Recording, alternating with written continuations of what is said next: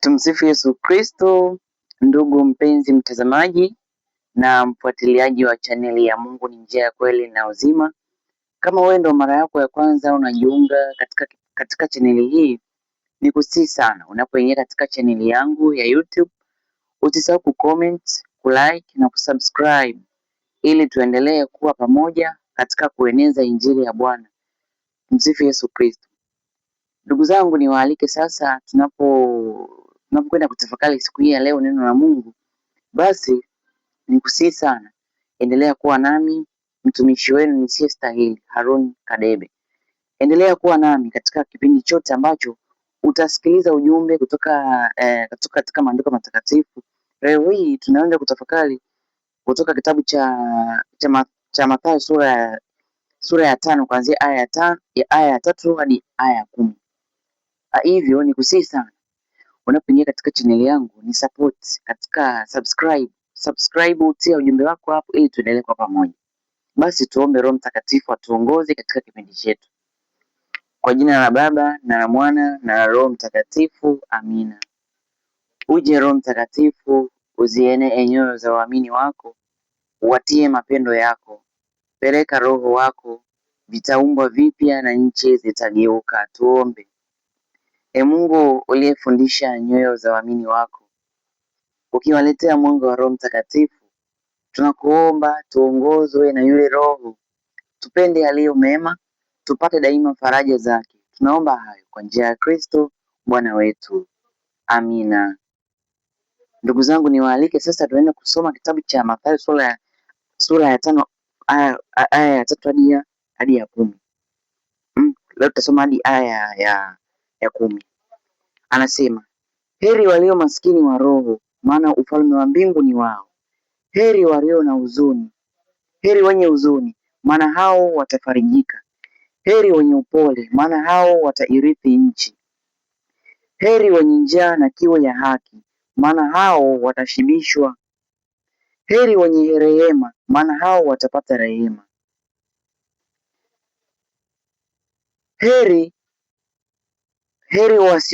wenye moyo safi, maana hao watamuona Mungu. Heri walio wapatanishi, maana hao wataitwa wana wa Mungu. Heri wenye kuudhiwa kwa ajili ya haki, maana ufalme wa mbingu ni wao. Neno la Bwana. Ndugu zangu, somo hili la leo litufundishe katika maisha yetu.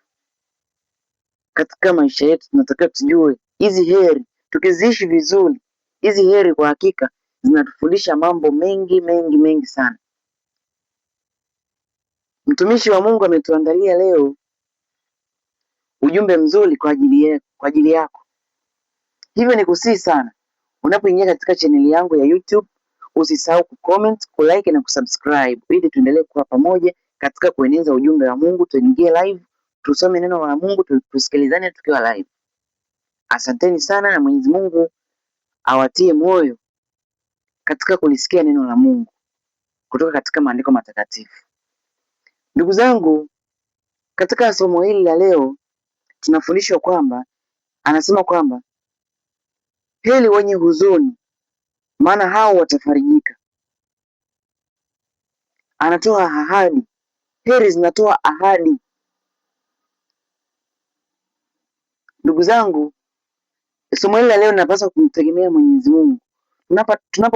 Tunapopatwa na huzuni, tunapopatwa na changamoto, tunapoingiliwa na majaribu katika maisha yetu, tunapaswa tujue kwamba furaha haipatikani kwingine, ila furaha hiyo inapatikana kwa Mungu tu peke yake. Ndio maana anasema heri wenye huzuni, maana hao watafarijika. Watafarijika kwa nani? Kwa Mungu tu peke yake. Ni kwa Mungu tu ndiko tunakupata furaha ya kweli. Anasema kwamba heri wenye njaa na kiu ya haki, maana hao watashibishwa mema. Ndugu zangu, tujifunze kwamba tunapaswa kutamani kuwa watu wa haki. Tutamani kuwa watu watenda haki. Tutamani kuwa watu ambao tujitanabaishe kuwa watu wa haki. tuitwe hasa watu wa haki. Ukiwa mtu wa haki ni kwamba yani unakuwa yani ukiishi kwa katika hizi heri inatakiwa kwamba uwe ni mtu ambaye unatamani kuwa ni mtu wa haki, mtenda wema kwa wenzako, katika familia yako, katika jamii yako. Yani wewe unakuwa ni mtu ndo chimbuko la amani katika jamii yako. Hapa anasema hapa kwenye aya ya kwenye aya ya ngapi anasema kwenye aya ya 9 anasema kwamba heri walio wapatanishi, maana hao wataitwa wana wa Mungu. Ndugu zangu, tujifunze kuwa wapatanishi, tusiwe wagombanishi, tusigombanishe wengine, tusiharibu heshima za watu wengine, tusiharibu heshima za wengine. Na ndio maana hapa anasema heri walio wapatanishi, maana hao wataitwa wana wa Mungu. Ndugu zangu, somo hili la leo linatufundisha mambo mengi sana. Linatufundisha tuwe wapatanishi, yaani tukiziishi hizi heri, yaani heri walio wapatanishi, heri wenye upole, heri wenye moyo safi. Yaani unakuwa unazifuata, tukiziishi hizi heri, kwa hakika utakuwa ni mtu ambaye utaitwa mwana wa Mungu, kwa sababu mienendo yako inafuata hizi heri. Ndugu zangu, niwasihi sana, yaani katika maisha yetu tukiziishi namna hizi heri, yaani tukiziishi heri vizuri, kwa hakika yaani unakuwa ni mtu ambaye unatembea katika njia impendezayo Mungu. Tukizifuata hizi heri, tutaishi katika ukamilifu. Heri wenye kuudhiwa kwa ajili ya haki, maana ufalme wa mbinguni ni wao. Usiudhiwe kwa ajili ya kutenda mambo ya anasa za dunia, bali uudhike kwa sababu watu wakuudhi, wakuudhi kwa sababu unatenda haki. Wewe mtu anakuudhi lakini unatenda mabaya tu. Mtu anakusaisha, bwana, hapo sijapenda, hapo sio sehemu nzuri, hiyo sio sehemu sahihi. Wakati huo unatenda mambo ya ajabu. Unapotenda mambo ya ajabu, ujue kwamba unakosolewa, lakini watu wanakutakia tu mabaya tu, wanakukosoa lakini kwa ubaya. Lakini heri mtu yule ambaye anatenda haki, yeye yupo tayari kuudhiwa, lakini kwa kutetea haki. Anatetea, anaudhiwa na anadhihakiwa, watu wanamtukana, wanamtemea mate, lakini kwa ajili ya haki tu, kwa ajili ya kutenda haki. Usiogope kutenda mema. Ndio maana anasema heri wenye kuudhiwa kwa ajili ya haki, maana ufalme wa mbinguni ni wao. Ndugu zangu, wapo watu ambao wanajitahidi sana, wanahangaika, wanajitahidi sana kutembea katika njia ya Mungu. Wanajitahidi sana, wanahangaika kutafuta haki, wanatafuta haki ya wengine, wanatetea haki. Mara nyingi sana tunaona kwamba watu walio wema na watetezi wa haki mara nyingi wanakufa mapema. Ni kwa sababu mtu anapokuwa ni mtu wa haki, mtu anapotenda haki, wapo watu ambao watatafuta namna tu ili Mungu pale alipomuinua wamshushe chini. Na ndio maana kwamba unakuta kwamba mara nyingi sana watu ambao ni watenda haki, wanatenda haki, wanakufa mapema, lakini wale walio wabaya wanasitawi. Ni kwa sababu wewe fikiria, wewe hata kama ukitenda, wewe tesa tu watu, umiza tu watu, umiza yule mtu ambaye anatesa haki tu, lakini ukumbuke kwamba je, wewe utaitwa mwana wa nani? Na ndio maana utakuta kwamba mtu anayetenda haki atafika mbinguni, atamwona Mungu. Kwa nini watu wema wanateseka? Ni kwa sababu Mungu hatamwacha mtu mwema aangamie.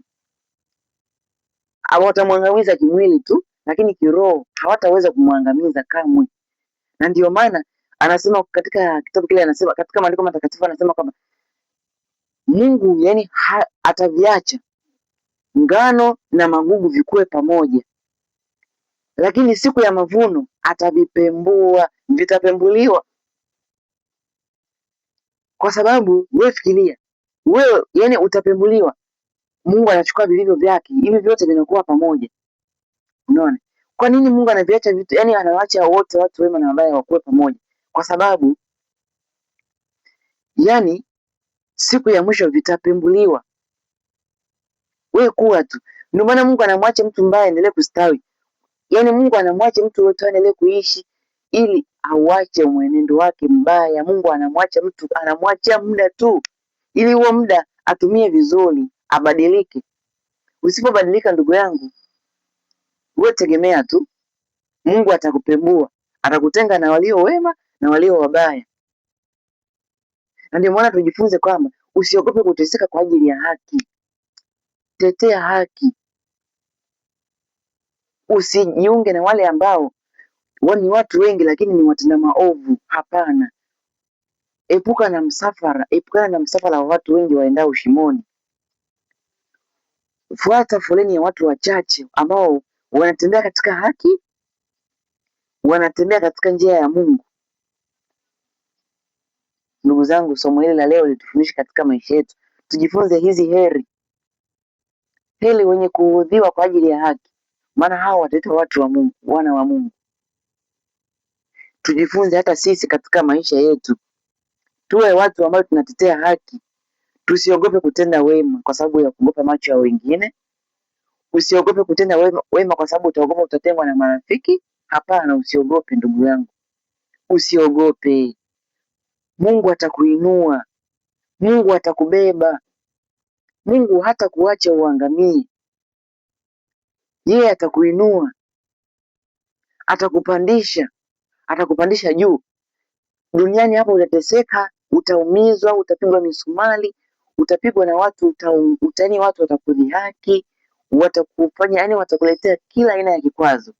Lakini ukumbuke tu Mungu hatakuacha kamwe. Wanadamu wote watakukimbia, watakuacha, watakukataa, lakini Bwana hatakuacha kamwe, kwa sababu umefuata heri zake. Umefuata kuwa, yani wewe umechagua kuwa ni mtu wa huzuni kwa ajili ya haki, kwa ajili ya kutetea haki, kwa ajili ya kusimamia wema. Heri wenye njaa na kiu ya haki, maana hao watashibishwa mema. Wewe utakuwa ni mtu wa wema, yani wewe unakuwa ni mwema, tofauti na mtu ambaye yule, yani wewe yeye ni mtu wa yani wa kuudhi tu, yeye ni mtu wa uasi tu, yani uasi ndo chakula chake. Lakini wewe unayeudhiwa kwa ajili ya haki, yani wewe upo utahili kuudhiwa, yani mtu akutese, akuumize kwa sababu ni mtu ambaye unatetea haki. Na ndio maana watumishi wa Mungu wanapitia mengi sana. Watumishi walio wengi wa Mungu wanapitia changamoto sana, kwa sababu wanatupiwa maneno, wanatupiwa misumari. Lakini cha ajabu na cha kushangaza, kila siku Mungu anazidi kuwainua tu. Nikwambie tu ndugu yangu, Mungu akiamua kumuinua mtu kwa baraka zake, huwezi kumshusha hata kidogo. Na mtu ambaye ameinuliwa na mwanadamu, mtu yeyote anaweza kumshusha tu, kwa sababu hii kitu kimetokana na mwanadamu.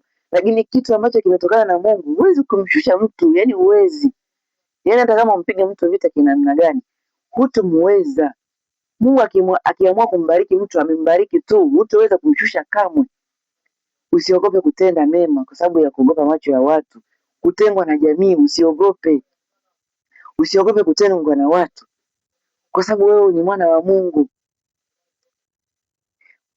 Ndugu yangu, usiogope kutenda mema, zifuate heri. Fuata heri za Mwenyezi Mungu ambazo katika maandiko matakatifu zinatufundisha, zinatupa ahadi. Yani heri zinatoa ahadi. Heri walio maskini wa roho, maana ufalme wa mbinguni ni wao. Heri wenye huzuni, maana hao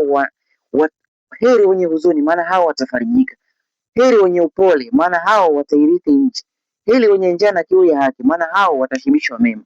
Heri wenye rehema, maana hao watapata rehema. Heri wenye moyo safi, maana hao watamwona Mungu. Heri heri walio wapatanishi, maana hao wataitwa wana wa Mungu. Heri wenye kuudhiwa kwa ajili ya haki, maana ufalme wa mbinguni ni wao. Ndugu yangu, heri hizi zitubadilishe katika maisha yetu na zitutafakarishe. Asanteni sana kwa kunisikiliza katika kipindi chochote. Mpaka wakati mwingine, nikutakie furaha njema na tafakari njema katika heri hizi tulizojifunza leo. Tumsifu Yesu Kristo.